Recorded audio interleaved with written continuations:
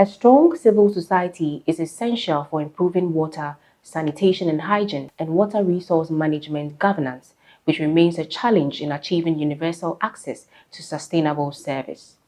Strengthening civil society organizations through evidence-based lobby and advocacy is therefore critical for achieving the Sustainable Development Goals for water, sanitation, and hygiene. In the last 5 years, Watershed Empowering Citizens Strategic Partnership has been working to increase local civil society organizations and citizens' empowerment and engagement with government for water, sanitation and hygiene and water resource management prioritization, integration, and equitable financing.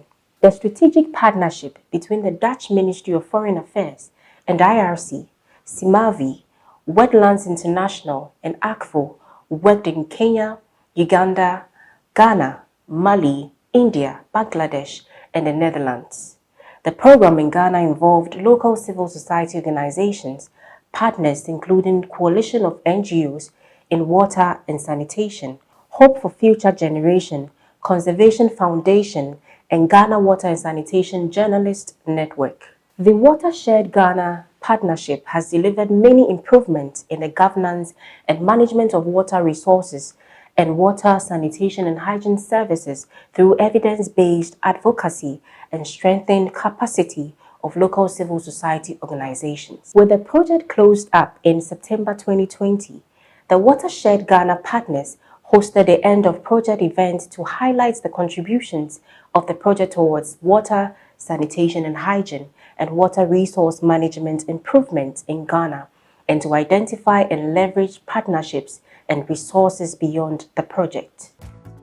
Watershed has been a landmark project in the sense that it is the first time in our experience that we have really seen integrated water resource management being applied in a practical way, involving several stakeholders right from national level to the district level. The important thing about this project is that for me as a CSO leader, the community empowerment component is probably the most significant for me, because this project resulted in decision making at the lowest level possible, and the involvement of women has been amazing. But the successes that we've done can be scaled up for the benefit of our citizenry and the beneficiaries from where we actually undertook this project. IRC was part of this partnership, supporting the civil society organizations with the capacity to generate that evidence to support their engagement with governments at both the local level, with communities. And it's been an interesting journey for us in the past 5 years.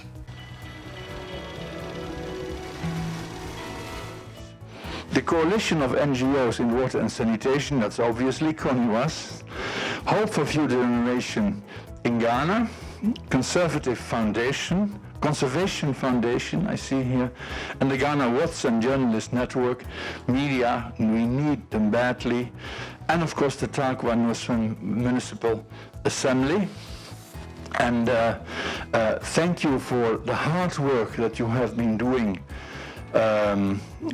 over the years, the last 4 or 5 years, for your contribution, for your help, for your very active participation. I think you should all be proud of what you have done for Ghana in terms of water, sanitation and hygiene, and for the friendship, also for the friendship between the people of Ghana and the people of the Netherlands. This project may maybe end one of these months, but the friendship between our two peoples, of course, will never end. For IRC, our role has been to provide technical assistance to our partners in terms of the data gathering, in terms of the interpretation, managing the process as well, but also leading the work package and coordinating the efforts as a whole. But each partner has brought in various angles, and we have worked at the district level. Our focal district is Tarkwa and Swaim. And at the national level, we have worked with the coalition of NGOs and the WASH journalists to amplify the the messaging and to bring it up to the policy level. We've also worked with partners like Hope for Future Generation and Conservation Foundation to be able to get the evidence and also engage at the district level and bring the evidence to the national level for us to use for our engagement.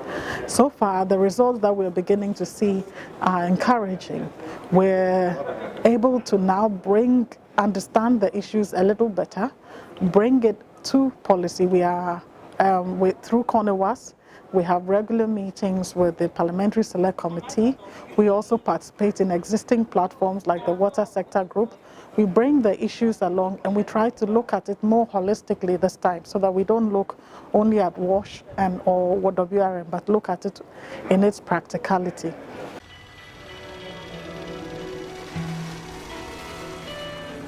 The background of my presentation will be the challenges before the implementation of the watershed programs, the interventions we had, contributions to the process of change, and then other WASH and WRM issues to be addressed. My name is Mercy Amokwando.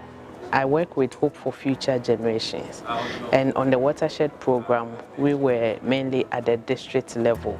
That is Takwa and Swayim municipal area, and we focused on 15 communities, and we implemented programs across 3 main areas: capacity building, lobby and advocacy, and knowledge gathering. We engaged the Parliamentary Select Committee on WASH and WRM issues with collaboration from other partners.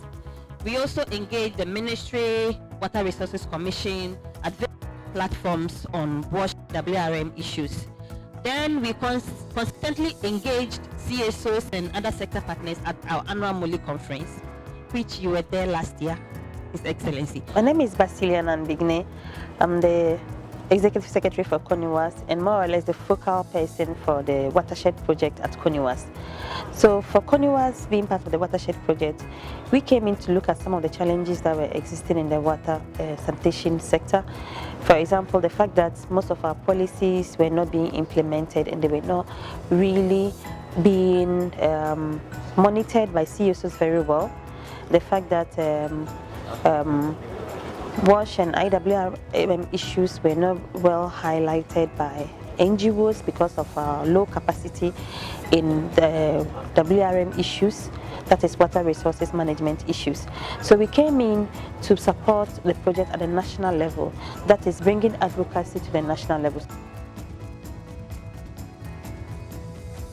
I'm also Secretary of Conservation Foundation, and I'm a partner to the Watershed project. Conservation Foundation component within the project or the partnership had to do with gathering adequate or enough evidence to support the lobby and advocacy program that we're doing as part of the project. Before the Watershed project, there were issues we had to do with inadequate capacity of staff, communities non-involvement in certain issues when it comes to water resources management, or inadequate knowledge as far as water resources management is concerned in the communities. And then also at the local level, looking at the authorities, local authorities, there were also inadequate information with regards to whose role or who plays which role as far as water resources management is concerned.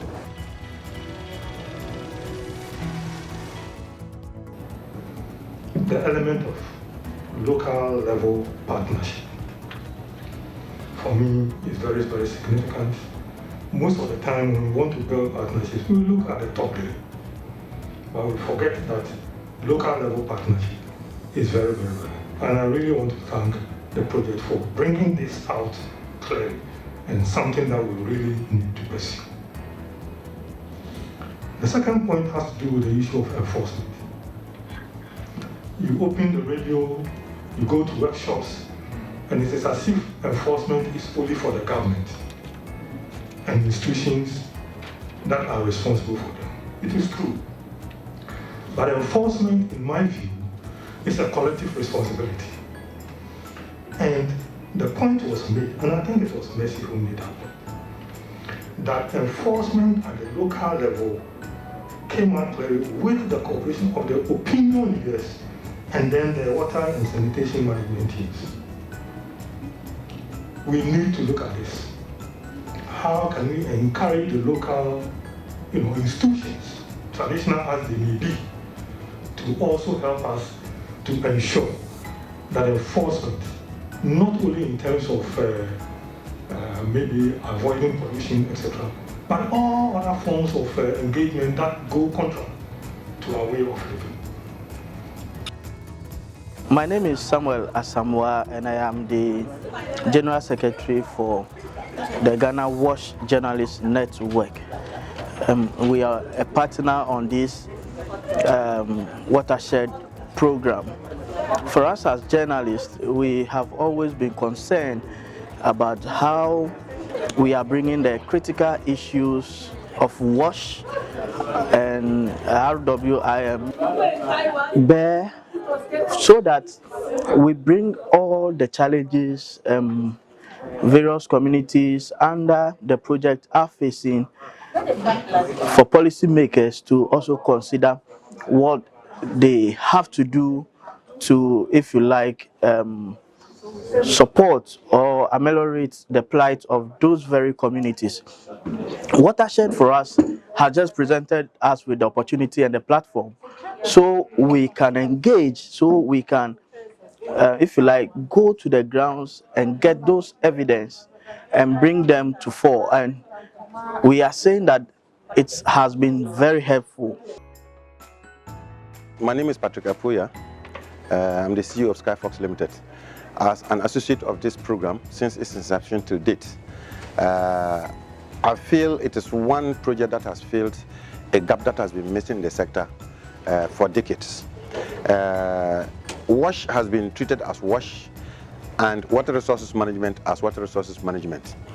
Where we hear about integrated water resources management is actually within the government framework led by Water Resources Commission. But for CSOs, the ability to actually meaningfully integrate water resources management into our WASH provision has been lacking.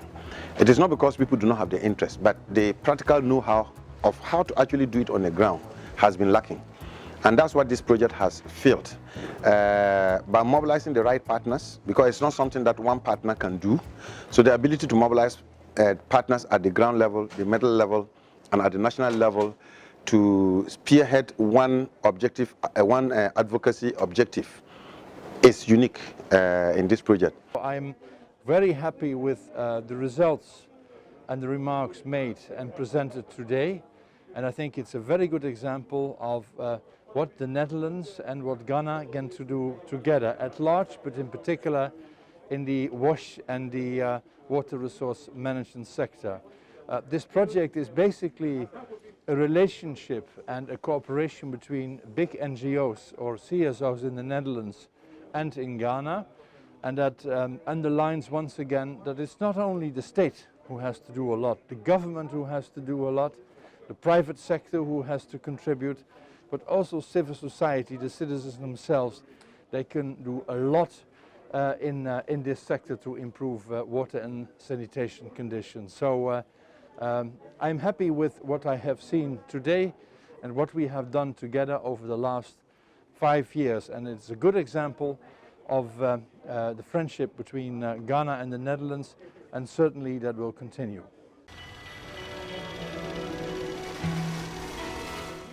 We've had very interesting presentation of our work and the challenges that we sought to address, progress that we have made, and what remains to be done. I'd also like to take this opportunity to thank our ambassador. It's not usual, it's not normal, but that is what it's supposed to be, to have somebody at the ambassador's level come to our program in this COVID time and stay with us for more than 2 hours. And that also shows the importance the embassy attaches to this particular program that we have. But we'd like to thank you Your Excellency, for the time that you have spent with us today. We've really enjoyed the company of being with us, but more importantly, also seeing that you value what we do and we will be motivated to go and do more. We would like to extend our appreciation to the Netherlands government through you for this opportunity to empower citizens, empower civil societies in Ghana to be able to play an effective role in the delivery of water and sanitation in Ghana. Thank you so much for coming. Thank you, thank you, thank you, thank you, madam.